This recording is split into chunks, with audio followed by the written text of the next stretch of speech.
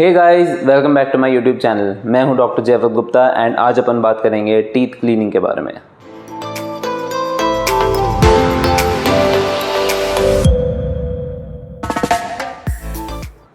तो teeth cleaning या dental cleaning या दांतों की सफाई बेसिकली क्या होता है कि हम लोग आपके जो दांत हैं उसके अराउंड जो कैलकुलस, टार्टर, प्लाक, ये सब जो भी चीज़ें होती हैं उन सबको हम क्लीन करते हैं। तो उस प्रोसेस में 4 चीज़ें हैं जो कई लोगों को लगती हैं जिसकी वजह से लोग क्लीनिंग नहीं कराते। जो पहली चीज़ें हैं, और ये सब मिथ्स हैं जिसके बारे में आज अपन बात करेंगे। तो पहली चीज़ है कि दांतों का लूज़ लगना, दूसरी चीज़ है दांत रफ हो जाने, तीसरी चीज़ है दांतों का छोटा हो जाना एंड लास्ट चीज़ है दांतों में झंझनाहट या सेंसिटिविटी होना। तो पहली चीज़ है दांतों का लूज़ होना। बेसिकली लोगों को ऐसा क्यों लगता है कि उनके दांत लूज़ हो गए हैं, क्योंकि जब ये टार्टर, कैलकुलस, प्लाक जब आपके दांतों में रहता है तो कभी कभी उसकी इतनी मोटी परत बन जाती है कि वो एक से दूसरे दांत को वो होल्ड करके रखता है एंड उसके बाद वो दांतों के आसपास इतना अच्छे से वो शेप ले लेता है कि वो 2-3 दांतों को जोड़ लेता है एंड उससे आपको लगता है कि आपके दांत सही हैं। जब हम उसको निकालते हैं तो आपको ऐसा लगता है कि मेरे तो दांत हिलने लग गए, पर एक्चुअली अगर उसको अपन नहीं करेंगे तो मसूड़े और नीचे जाते जाएंगे एंड आपकी प्रॉब्लम्स और बढ़ती रहेंगी। तो इसीलिए दांतों की सफाई कराना बहुत ज़रूरी है जिससे कि आपके दांत ज़्यादा लूज़ ना हो। तो ये जो लूज़नेस आपको लगती है ये सिर्फ पहले के कुछ दिन लगेगी, उसके बाद ये जो लूज़नेस है ये भी काफ़ी ज़्यादा इम्प्रूव हो जाती है। तो लूज़नेस नहीं होती, हम आपको बेसिकली दांत आपके हेल्दी बनाते हैं। दूसरी चीज़ है रफनेस। तो जैसे कि आप सभी को पता है कि टंग जो अपनी ज़ुबान है वो बहुत ही ज़्यादा सेंसिटिव मसल है। तो बेसिकली क्या होता है कि जब आपने जैसे सोचा होगा कभी या खुद एक्सपीरियंस करा होगा कि दांतों में कुछ भी अटक जाता है तो टंग जो है वो इतनी सेंसिटिव होकर के उसको निकालना चाहती है, सब कुछ बस एकदम क्लीन रखना चाहती है मुंह को।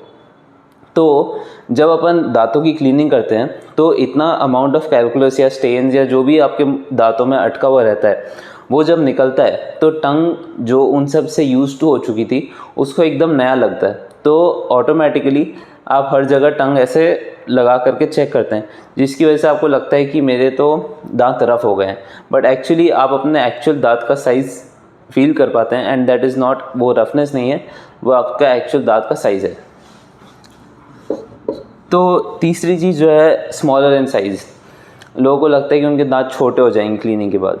तो क्या होता है कि जब अपन दांतों की सफाई करते हैं तो जो आसपास कैलकुलस, टार्टर, प्लाक सब जमा हुआ रहता है उसके कारण आपके टंग एंड आपको मुंह को ये समझ में आ जाता है, यू फील, आपको ऐसा लगता है कि वही आपके दांत का एक्चुअल शेप और साइज़ है।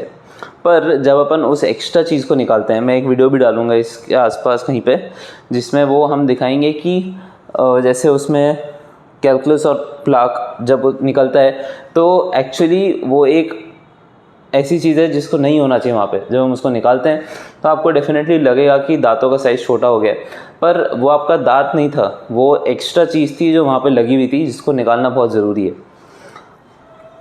तो दांतों का साइज़ छोटा नहीं होता है, हम उसको बस जो दांत का करेक्ट साइज़ है उस पर वापस लेके आते हैं। ये करना इसलिए ज़रूरी है क्योंकि मसूड़े जो होते हैं, अपने जो गम्स होते हैं, उसकी हेल्थ इन सब चीज़ों से बहुत ज़्यादा इफेक्ट होती है। अगर ये टार्टर, प्लाक सब लगा हुआ रहता है तो आपके मसूड़े दिन प्रतिदिन नीचे जाते रहते हैं, तो उसको रोकने के लिए अपने को क्लीनिंग की बहुत ज़रूरी है।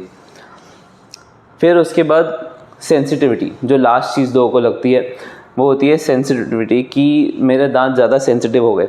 तो वो नो डाउट एकदम सही चीज़ है। पहले हफ्ते 5 से 6 दिन आपको लगेगा कि आपके दांत सेंसिटिव हो गए एंड उसका कारण ये है जब हम ये सब निकालते हैं तो फिर आपके दांत का जो पहले हिस्सा एक्सपोज नहीं था वो अब एक्सपोज हो जाता है। तो उस कारण से आपको जो शॉर्ट पीरियड ऑफ टाइम है उसमें आपको डेफिनेटली लगेगा कि आपके दांत सेंसिटिव हो गए। लेकिन अगर आप लॉन्ग टर्म की बात करें, लंबे टाइम की बात करें, तो फिर ये सेंसिटिविटी बहुत बहुत कम हो जाती है। इट इज़ नॉट कि आपके दांत सेंसिटिव ही रहेंगे उसके बाद से, वो बस कुछ टाइम के लिए सेंसिटिविटी आपको फील होती है, उसके बाद वो सेंसिटिविटी पूरी तरीके से चली जाती है।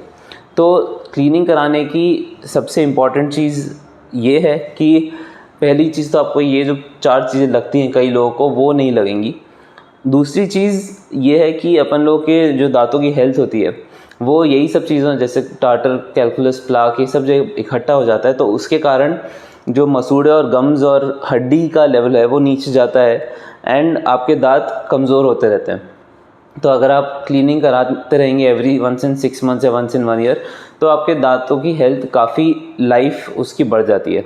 तो अब आते हैं अपन ट्रीटमेंट के कॉस्ट के बारे में।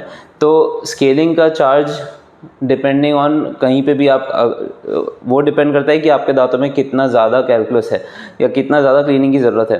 पर sitting can range from 1000 rupees to, अगर आपको 4 से 5 बार आना पड़ा तो मे बी वो 3 से 4 हज़ार भी हो सकता है। बट हाँ, एक राउंड ऑफ स्केलिंग का जो प्राइस रहेगा वो यूजुअली 1000 रुपीज़ रहता है, जितना यहाँ पे इंदौर में मैंने देखा है। तो usually 1000 rupees people charge for 1 round of scaling.